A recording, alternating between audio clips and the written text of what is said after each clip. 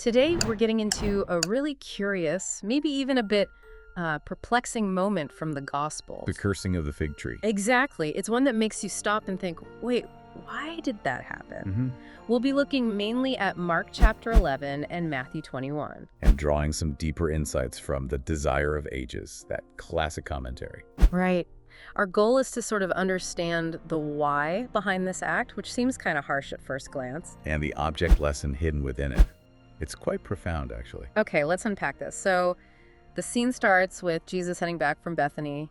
He's hungry. Yes, and Mark tells us he sees this fig tree off in the distance, and it's noticeably in leaf. So he goes over, hoping to find some figs on it. And this is key. With fig trees, biologically, the fruit tends to show up before the leaves, or at least right alongside them. Ah, okay. So a tree that's already in full leaf, as the source puts it, well, is making a visual promise, you could say. It looks like it should have fruit. Precisely. Even if it wasn't the main season for figs, the leaves suggested otherwise. It looked promising. But then, nothing. Mark says he found nothing but leaves. Just leaves. And then comes this declaration, may no one ever eat fruit from you again. It's quite jarring. It really is. And the effect wasn't subtle either. No, the very next morning they walk past the same spot. And the disciples see it. The tree is completely withered, right down to its roots. Matthew captures their reaction. They're just amazed, asking, how did the fig tree wither so quickly? Yeah, they marveled. Because this action, this cursing, it seemed so, well, unlike his usual way of doing things, right?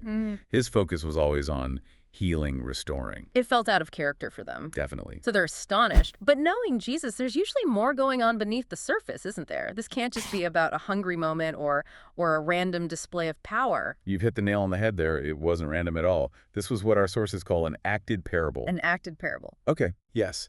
A living object lesson designed to teach a vital truth. That barren tree with all its showy leaves but no fruit. The pretentious foliage, as the Desire of Ages calls it. Exactly. Yeah. That tree was a powerful symbol for the Jewish nation at that time. Ah, I see. So the outward show was there, the magnificent temple, the rituals, the ceremonies. The leaves, so to speak. But the actual fruit of genuine godliness, things like humility, real love, kindness, true service, that was missing. Yes. Jesus had come to them, as the source says, hungering to find in them the fruits of righteousness. But he found that spiritual barrenness instead. Wow. And how did that contrast with, say, the Gentiles? Well, the commentary draws a contrast. The Gentiles were seen more like leafless trees. They weren't making big claims about serving God. Many were still waiting for more light. So less pretense. Less pretense and maybe less accountability in that sense. Yeah. The Jewish nation had received so many blessings, so much light, and their failure to bear fruit, despite that outward profession, was the core issue here. They were held to a higher standard because of those privileges. Okay, that makes sense. But it leads to the big question. What does this mean for us, today? For you listening? It's a timeless warning, really. Yeah. God's acts of judgment or destruction are called his strange work. It's not his preference. Strange because his nature is to create and restore. Exactly. But sometimes mercy requires showing the stark consequences of choosing a path away from him. And this warning isn't just historical. It extends to all churches and to all Christians. So anyone who professes faith. Yes. Anyone who has the leaves of profession but doesn't bear the fruit of a life lived for God's glory, a life reflecting his character.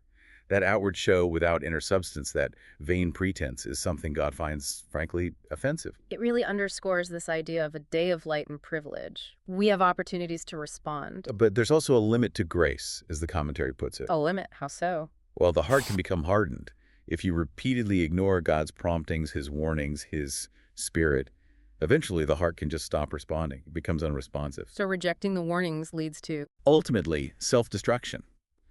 It's not arbitrary. As God says through Hosea, O Israel, thou hast destroyed thyself. The choice and the consequences are ours. Wow. So this deep dive really hammers home that it's not about the outward show, the leaves. It's about the genuine fruit in our lives. Absolutely. It's about authenticity in our relationship with God and how that plays out in our actions and character. So a final thought for everyone listening. Just this. Every opportunity you have, every moment of understanding or spiritual insight you receive, it's doing one of two things.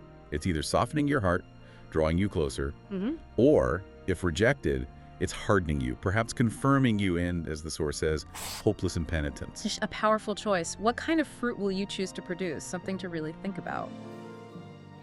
What is up, guys? To hear the man behind the videos, I would like to appreciate the views. If you are watching this, if you're seeing this, you've definitely made it to the end. So big shout out and thank you for watching the video. The videos take a lot of time. I put in a lot of effort, so having people watch them at the end of the day is really a nice return on effort or investment. That said, I would like to ask for feedback. What would you guys want me to do? What videos would you like to see? I'm really trying to find my niche, my footprint, my style, if you will. So anything in that regard would really be helpful. Thank you guys again, and catch you guys in the next one. Peace.